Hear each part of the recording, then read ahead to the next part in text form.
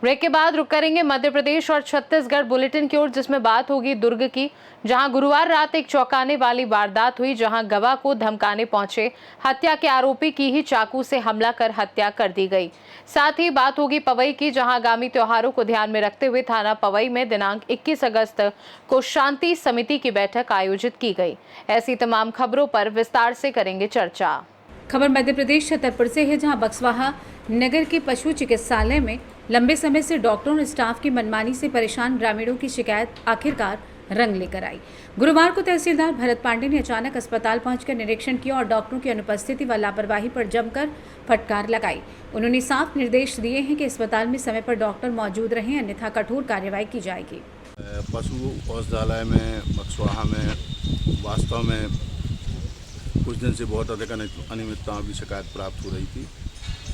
इस बार मैंने यहाँ के प्रभारी अधिकारी जो अतिरिक्त प्रभार में हैं उनको निर्देशित किया है कि यहाँ पे पदस्थ दोनों सहायक पशु चिकित्सा अधिकारियों को यहीं रहने दिया जाए और उनकी जो अन्यत्र में ड्यूटी लगी है वो ड्यूटी निरस्त की जाए।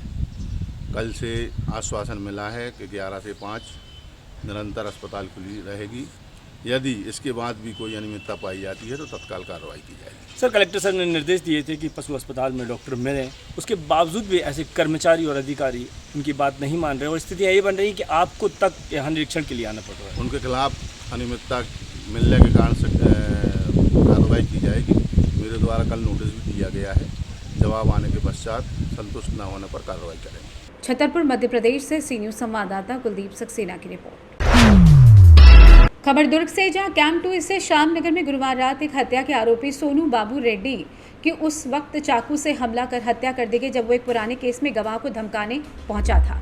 पुलिस के अनुसार सोनू हाल ही में जेल से जमानत पर रिहा हुआ था और गवाह सुधाकर मोहरे की पत्नी को डराने उनके घर पहुंचा था। इस दौरान कहासुनी के बीच सोनू का चाकू जमीन पर गिर गया, जिसे उठाकर सुधाकर और उनके पुत्र ने उसी से हमला कर दिया।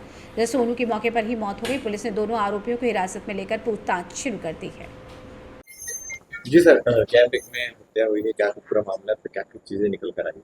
कैंप 2 में श्यामनगर इलाका है, नहर पार के पास में है ये इलाका। एक सोनू बाबू उर्फ रेड्डी, इसकी हत्या हुई है। सुधाकर मोहरे और धनश्री मोहरे पिता पुत्र हैं, इन लोग दोनों ने मिलकर किया है। ये जो मृतक है ये आजीवन कारावास का सजा इसको हुआ था पुराने मर्डर के मामले में, जो कि अभी जो वर्तमान में जो आरोपी है मोहरे परिवार, इन्हीं के परिवार से ही हत्या किया था उसने। तो इसकी जो सुधाकर मोहरे की जो पत्नी है वो उसमें गवाही थी। 3-4 महीने पहले ही मृतक का जमानत हुआ है हाईकोर्ट से और ये वापस आकर के इसको किसी बात पे ध्यान रहा होगा कि इसकी गवाही पे मुझे सजा हुई है, किसी बात पे लड़ने चला गया। वहाँ पर लड़ने चला गया तो चाकू लेकर के गया था, वो चाकू वहाँ पर गिर गया तो चाकू से इस लड़के ने, सुधाकर मोहरे के लड़के ने, उस पर वार कर दिया, जिससे उसकी हॉस्पिटल में डेथ हो गई। कितनी बजे? ये 7:30 बजे की शाम की घटना है। चोट पेट पे लगी और एक ही बार हुआ है इसमें। दुर्ग से सी न्यूज संवाददाता धर्मेंद्र की रिपोर्ट। मुंगेली पुलिस अधीक्षक भोजराम पटेल के निर्देश में चलाए जा रहे अभियान पहल के तहत नशे के दुष्प्रभावों को रोकने और युवा पीढ़ी को जागरूक करने हेतु तमसो मां ज्योतिर्गमय नामक कार्यशाला का आयोजन किया गया। इस कार्यशाला में नशे की आदतों जैसे ब्राउन शुगर, चरस, गांजा, अफीम, नाइट्रा आदि के सेवन से होने वाले नुकसान और उनके परिजनों के प्रति जिम्मेदारियों पर जोर दिया गया।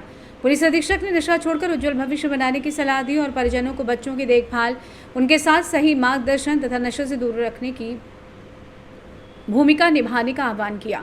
साथ ही अवैध नशे की बिक्री एवं तस्करी के खिलाफ पुलिस द्वारा सख्त कार्रवाई करने की भी बात कही गई। कार्यशाला में पुलिस अधिकारी, नशे में लिप्त युवा तथा उनके अभिभावक उपस्थित रहे, जिसमें सभी को नशा मुक्ति एवं स्वस्थ जीवन के लिए प्रेरित किया गया। मुंगेली से सी न्यूज संवाददाता प्रेम कुमार मिश्रा की रिपोर्ट।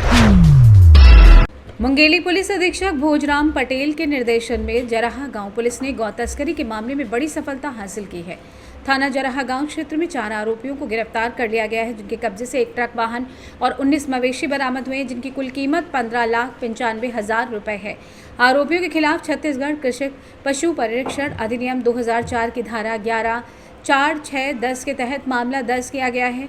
19 अगस्त 2025 को मुखबिर की सूचना पर ग्राम सेमरचुआ के पास माजदा ट्रक CG 4NU 1900 को घेराबंदी कर पकड़ा गया, जिसमें 9 भैंसें और 10 भैंसें थीं। ट्रक ड्राइवर भाग गया, लेकिन पुलिस ने आरोपी संजय टंडन, राजेश टंडन उर्फ पिंटू, बलम उर्फ परमेश्वर और दसरू राम उर्फ बुचाई को हिरासत में लेकर पूछताछ की है, जिसमें उन्होंने मवेशी तस्करी की बात स्वीकार की। आरोपियों को न्यायालय में पेश कर जेल भेज दिया गया है। मुंगेली पुलिस अधीक्षक ने असामाजिक तत्वों के खिलाफ मादक पदार्थों की तस्करी और गौवंशों की तस्करी के विरुद्ध कड़ी कार्रवाई जारी रखने का निर्देश दिया है। उपरोक्त कार्रवाई में थाना प्रभारी जराहा गांव, उप निरीक्षक नंदलाल पैकरा, दयाल गवास्कर, आरक्षक उमेश सोनवानी, रोहित पटेल, सुशांत पांडे एवं थाना जराहा गांव स्टाफ की अहम भूमिका रही।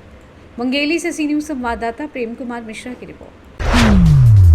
पवई में आगामी त्योहारों को ध्यान में रखते हुए थाना पवई में दिनांक 21 अगस्त 2025 को शांति समिति की बैठक आयोजित की गई। बैठक की अध्यक्षता एसडीएम भावना सिंह, एसडीएम सुश्री समीक्षा जैन और नगर निरीक्षक त्रिवेदी ने की। इस बैठक में पत्रकारों, नगर के गणमान्य नागरिकों और हिंदू मुस्लिम जैन समाज के प्रतिनिधियों ने भाग लिया। बैठक में गणेश उत्सव, जैन समाज की भगवान महावीर जी की शोभा यात्रा और मुस्लिम समाज के जुलूस की तैयारियों पर चर्चा की गई। किसी भी अप्रिय घटना को रोकने के लिए शांतिपूर्ण तरीके से और निर्धारित समय सीमा में कार्यक्रम संपन्न कराने की बात पर सहमति बनी। सभी समाज के लोग उत्साहित नजर आए और एक दूसरे को गले मिलकर त्योहारों की शुभकामनाएं दी। पवई से सी न्यूज संवाददाता सुरेश की रिपोर्ट। सूरजपुर जिले के थाना रामानुजनगर क्षेत्र से एक चौंकाने वाली घटना सामने आई है।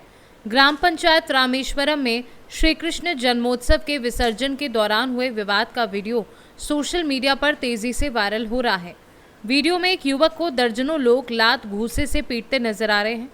दरअसल पूरा मामला थाना रामानुजनगर क्षेत्र के रामेश्वरम का है, जहां पर विसर्जन के दौरान किसी बात को लेकर विवाद हो गया, जो बढ़ते बढ़ते हिंसक झगड़े में बदल गया। इसके बाद 1 दर्जन से भी अधिक लोगों ने मिलकर युवक पर हमला किया, जिसकी पूरी घटना का वीडियो बनाकर किसी व्यक्ति ने सोशल मीडिया पर वायरल कर दिया है, जो अब सोशल मीडिया पर तेजी से वायरल हो रहा है। सूरजपुर से सी न्यूज संवाददाता सुरेंद्र साहू की रिपोर्ट। विदिशा के शासकीय उच्चतर माध्यमिक विद्यालय पीपल खेड़ा में राष्ट्रीय बाल स्वास्थ्य कार्यक्रम के तहत गुरुवार को स्वास्थ्य विभाग की टीम ने छात्रों का व्यापक स्वास्थ्य परीक्षण किया। शिविर में सुनने की क्षमता, आंखों की रोशनी, दांत, हृदय रोग, दिव्यांगता और अन्य गंभीर बीमारियों की जांच की गई। चिकित्सकों ने बताया कि किसी भी गंभीर बीमारी के मामले में मुफ्त इलाज और आवश्यकता पड़ने पर ऑपरेशन भी कराया जाएगा। इसके साथ ही छात्रों को प्राथमिक दवाइयों जैसे multivitamin, B complex, folic acid और ORS वितरित की गई। विद्यालय के प्राचार्य बसंत सेन और संपूर्ण स्टाफ ने कार्यक्रम में सहयोग किया। विद्यालय परिवार ने इसे बच्चों के स्वास्थ्य और बेहतर भविष्य के लिए महत्वपूर्ण कदम बताया। डॉक्टर आरती रघुवंशी, RBS की टीम पीपल खेड़ा से हूँ।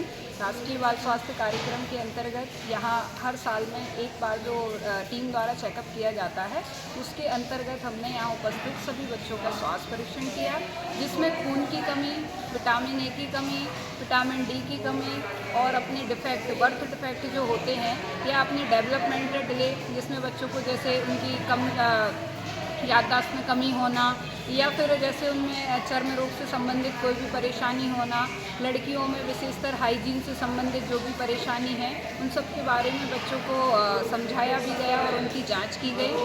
और सभी बच्चों की HB मीटर द्वारा हीमोग्लोबिन की जांच की गई, जिसमें जिस बच्चे का खून की कमी थी उस बच्चे को उसके खून जितना भी कम था उसके अकॉर्डिंग उसको आयरन टैबलेट प्रदान की गई। और स्कूल में जो भी टीचर्स हैं सभी को बच्चों को वीकली आयरन फॉलिक एसिड देने की सलाह दी गई। विदिशा से सी न्यूज संवाददाता प्रयास विश्वकर्मा की रिपोर्ट। फिलहाल के लिए बुलेटिन में इतना ही। देखते रहिए सी न्यूज भारत।